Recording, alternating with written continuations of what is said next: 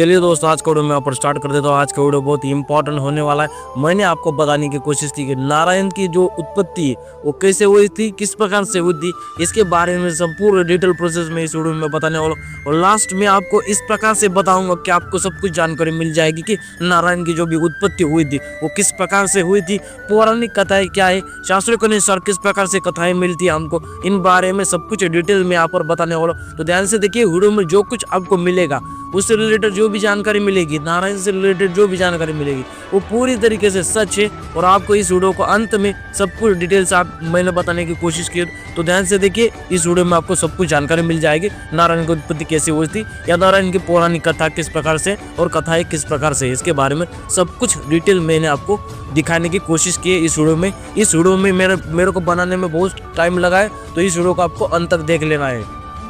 इनमें से पहला कथ्य है या पहला कारण है कि स्वयंभू और अनादि नारायण भगवान विष्णु का अजन्म और स्वयंभू कहा गया है। वे सृष्टि से परे है और सदा से अस्तित्व में है, इसलिए उनकी उत्पत्ति का कोई निश्चित विवरण नहीं है। दूसरा है विष्णु, ब्रह्मा और शिव की उत्पत्ति।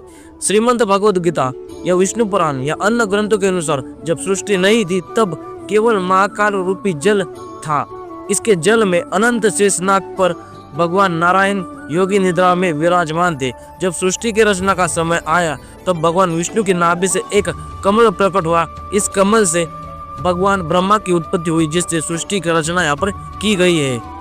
इनमें से तीसरा कारण है नारायण और नारा की उत्पत्ति। महाभारत के अनुसार नारायण और नारा दो ऋषि थे जो भगवान विष्णु के ही अवतार माने जाते हैं। ये दोनों बद्रीनाथ धाम में तपस्या करते हैं और अधर्म का नाश हेतु पृथ्वी पर अवतरित होते रहते हैं। श्री कृष्ण और अर्जुन को भी नारायण और नारा का अवतार माना जाता है।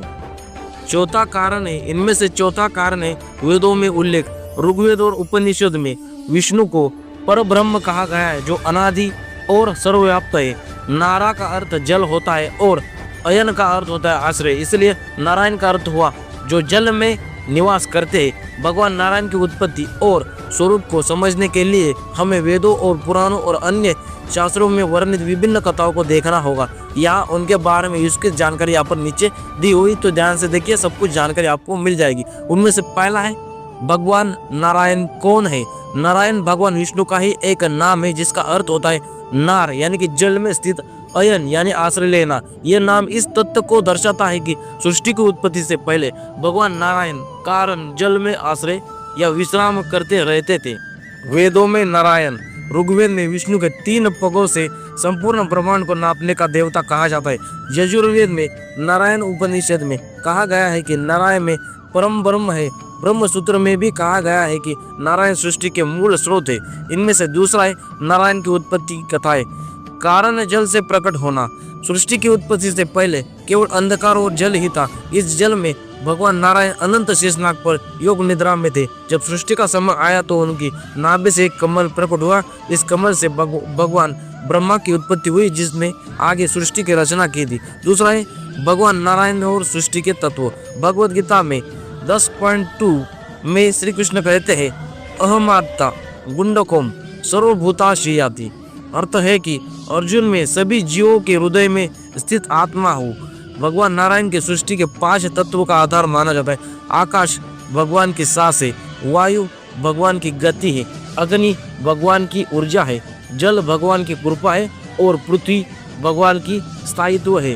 तो आज मैं आपको फिर से बता देता हूँ कौन से यहाँ पर जो भी नारायण की सृष्टि के 5 तत्व कौन से, ये भी आपको जानकारी मिल जाएगी। पहला है उनमें से आकाश जो भगवान की सांस है। दूसरा है वायु भगवान की गति है। तीसरा है अग्नि भगवान की ऊर्जा है। चौथा है जल भगवान की कृपा है और 5वां है पृथ्वी भगवान के स्थायित्व का कारण यहाँ पर होता है। नारायण और श्री हरि विष्णु का संबंध। विष्णु पुराण के अनुसार भगवान विष्णु ही नारायण है जो सृष्टि की रक्षा और पालन के लिए अवतरित होते हैं। त्रिदेव में से पालक की भूमिका निभाते हैं। जब भी अधर्म बढ़ता है तो वे किसी अवतार के रूप में धरती पर आते हैं, जैसे हो गया श्री राम, श्री कृष्णा, और भविष्य में कल की अवतार भी वो लेंगे। तो नारायण और उनके प्रमुख अवतार कौन से इसके बारे में मैं यहाँ पर जानकारी आपको देने वाला हूँ। तो नीचे देखिए, मैं सब कुछ यहाँ पर डिटेल देने वाला हूँ कौन से अवतार यहाँ पर हुए नारायण के या भगवान विष्णु के। पहला अवतार है मत्स्य अवतार। पृथ्वी को जल प्रलय से बचाया। दूसरा है कुर्मी अवतार, समुद्र मंथन के समय पर्वत को स्थिर रखने के लिए कच्छप का रूप धारण किया। तीसरा होता है वराह अवतार, पृथ्वी को राक्षस से हिरण्यकश्यप से बचाया था। चौथा है नरसिंह अवतार, भक्त प्रहलाद की रक्षा के लिए आधे सिंह और आधे मानव का रूप यहाँ पर प्रकट किया था। पांचवा होता है वामन अवतार, बलि राजा से 3 पग भूमि, स्वर्ग, पृथ्वी और पाताल को जीत लिया था। 6 नंबर वाला है परशुराम अवतार, अत्याचारी क्षत्रियों का नाश किया था। 7वां अवतार है राम अवतार, अधर्म का नाश कर रावण का वध किया था। 8वां अवतार है कृष्ण अवतार, महाभारत युद्ध में अर्जुन को गीता का उपदेश यहाँ पर दिया था कृष्ण अवतार में। 9वां अवतार है बुद्ध अवतार, संसार को अहिंसा और ज्ञान का मार्ग दिखाया था। 10 नंबर वाला अवतार है कल्कि अवतार, आने वाला है कलयुग के अंत में अधर्म का नाश करेगा कल्कि अवतार। तो ये कुछ प्रमुख अवतार मैंने आपको बता दिए भगवान विष्णु के या नारायण के।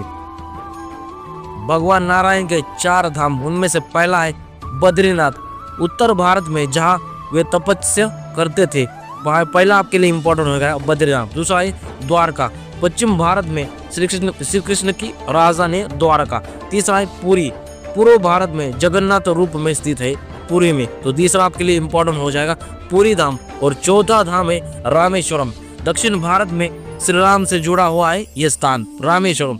तो मैं फिर से आपके 4 धाम जो भी इंपॉर्टेंट भगवान विष्णु वाले, इसके बारे में यहाँ पर बता देता हूँ। पहला है बद्रीनाथ, दूसरा है द्वारका, तीसरा है पुरी, जगन्नाथ पुरी वाला पुरी, और चौथा है रामेश्वरम। ये प्रमुख 4 धाम इसे बोलते भगवान विष्णु से संबंधित है या नारायण से संबंधित है।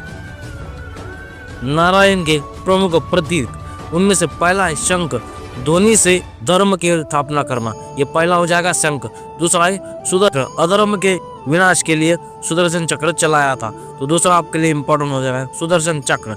तीसरा है गदा, कौमुदी गदा, शक्ति और पराक्रम का प्रतीक है कौमुदी गदा, तीसरा आपके लिए इंपॉर्टेंट हो जाएगा कौमुदी गदा। और चौथा है कमल, शांति और सुजन का प्रतीक यहाँ पर कमल है। तो फिर से मैं आपको दोहरा देता हूँ कि जो नारायण है उनके प्रमुख जो भी है प्रतीक को कौन से, तो पहला इंपॉर्टेंट है शंख, दूसरा है सुदर्शन चक्र, तीसरा है कुमुदी गदा और चौथा है कमल। तो ये कुछ प्रमुख प्रतीक है भगवान के विष्णु के या नारायण के।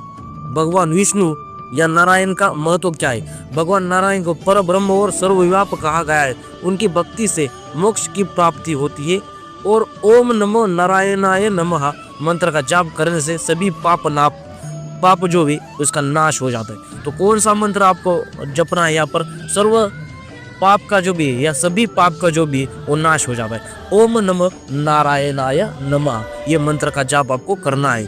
तो भगवान नारायण अनादि अजन्म और स्वयंभू है। वे सृष्टि से पालन संहारक मूल कारण है। उनके कोई उत्पत्ति नहीं है। वे सदा से ही और सदा रहेंगे। वे योग निद्रा में रहते हैं और जब सृष्टि का समय आता है तब उनकी कृपा से ब्रह्मा की उत्पत्ति होती है और सृष्टि की रचना होती है। आप और भी जानकारी जानना चाहते हैं तो मुझे आप कमेंट करके बता सकते हैं। तो मैंने जो भी नारायण की उत्पत्ति कैसे हुई थी इसके बारे में संपूर्ण डिटेल ये इस वीडियो में बताने की कोशिश की। अगर कुछ रह भी जाता है तो आप मुझे कमेंट करके बता सकते हैं। मैं नारायण का उत्पत्ति का सेकंड पार्ट जो भी वो लाने की कोशिश करूंगा और हमेशा कुछ यूनिक कंटेंट आपके लिए रखता हूँ, प्रोवाइड करता हूँ और हमें हमेशा कुछ न्यू ही आपके लिए देने की कोशिश करता हूँ। इस